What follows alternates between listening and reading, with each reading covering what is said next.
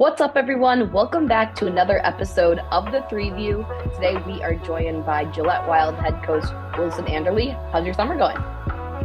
Summer's been going great. It's been a whirlwind. It's been busy, but it's been a fun busy. I know. Well, first of all, welcome to the NA3HL. Kind of take us through your process of, how you found this opening in Gillette and kind of your hiring process. Yeah, so I saw that they posted that they're looking for a new head coach. The previous head coach that I worked for actually coached in Gillette, so he had the Mhm. connection. Thought it'd be a great fit. Went through the hiring process, came out here a couple times for the interviews. It seemed like a great fit for both parties, and we made it work. And when we look at the history of the Gillette program, obviously they've been super successful within the Frontier division. How are you planning to get this team back into the playoffs and kind of make your mark on the Gillette program? Yeah, I think we have to honor the tradition that Gillette has set in the past. And in my opinion, Gillette has everything you need to be successful with this program. We have a strong community, strong, passionate fan support, along with a great dedicated staff of volunteers and staff members and a good core group of returning players.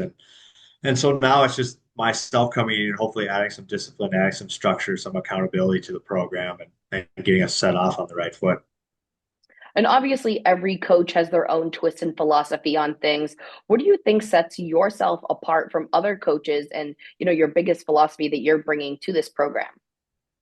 Yeah, my coaching philosophy is based around player development first, culture and discipline, and personal growth. So again, just player development is helping these players grow on and off the ice, and hopefully that we can set a good culture where the players want to be at the rink every day and they want to push not just each other, but push themselves to grow and become better human beings.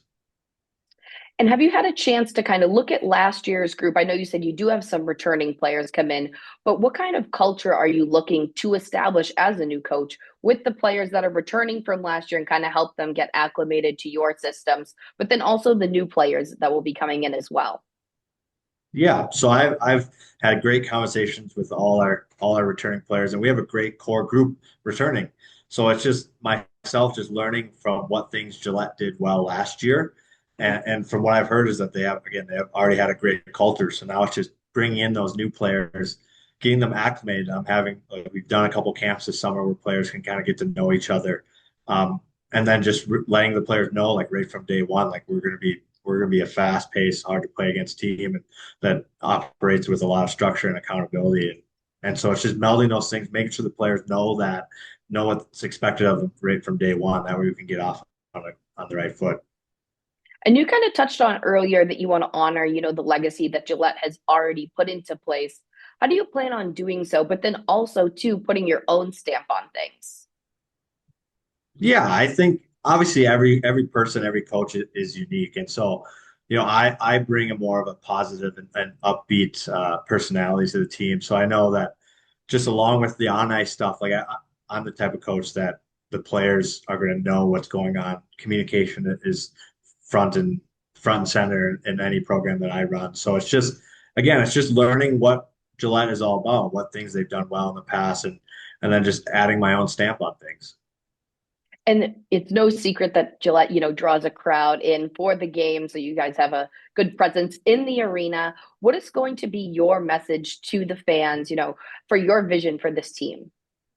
Yeah, I want our team, I want our team to compete every single day, every single game.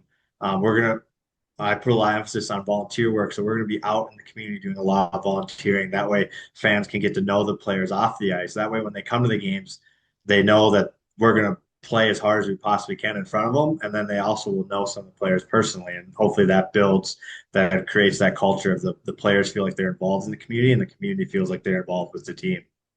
Right. And it makes it fun, especially like you said, when they see the players out and about and then get to watch them also on the ice. Yeah, absolutely. And do you have any kind of plans that you foresee the team, events in the community and such like that? Yeah, so I know we run our Learn to Skate program here, so the players will be doing that.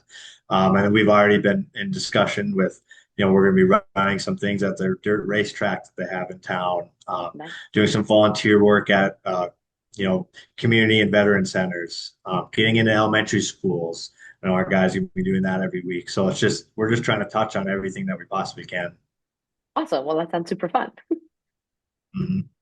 And obviously, a huge part in playing in the NA3HL is developing players, for the next level, whether that's college or tier two as well. How are you going to personally help these players achieve their goals of doing so? Yeah, just like you said, like everyone's at this level for the same reason. It's because they want to get somewhere else. And so, just like I said at the beginning, like my philosophy is player development. So on the ice wise, everything's gonna be structured around growing their personal games individually, and off the ice, it's gonna be tailored around strength training. We're gonna do a lot of film, a lot of individual meetings with players, and then along with preparing them for college, it's can we enroll them in some college courses? Can we get them hired on at a job? And then all the volunteer work, like I mentioned, all those things add up to help them grow as people and hopefully prepare them for the real world. Yeah, absolutely.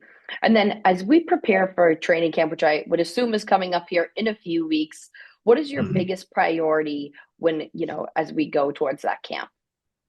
It's just setting the tone right from day one of this is how we're going to play. We're going to be a fast team, a heavy team, a team that's hard to play against. So it's just setting that tone right from day one. Like this is who we are, this is what we are, and this is our standard.